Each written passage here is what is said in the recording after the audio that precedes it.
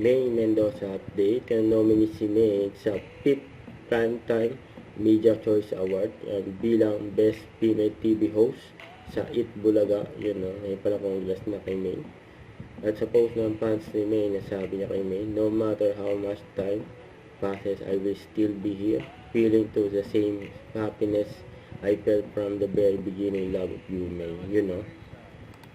Ako naman po, si po Kasi doon, Nanay ang role Melissa, ko po ay Marisa. isa po ako sa mga kinupkop ni Nanay Isabela Dinalagaan. PWD po na aspiring writer na medyo uncertain sa future pero pinakapit po ako ng pagmamahal sa akin ni Nanay Isabel.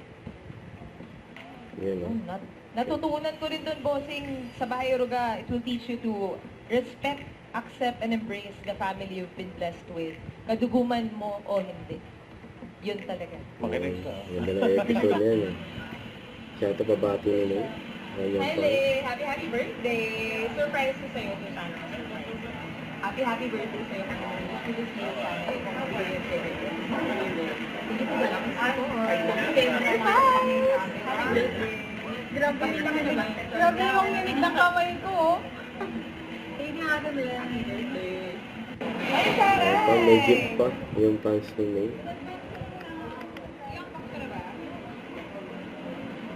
Kung nagustuhan ni May yung gift. Wala pa ako ganito. Oh, Thank you! Ano?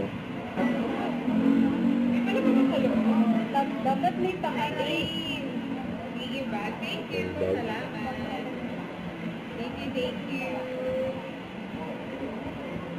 Happy birthday. Thank you. The picture. Hello. Don't forget to subscribe, click the notification bell for more updates. This is Richard Action Vlog. Stay tuned for more videos. See ya.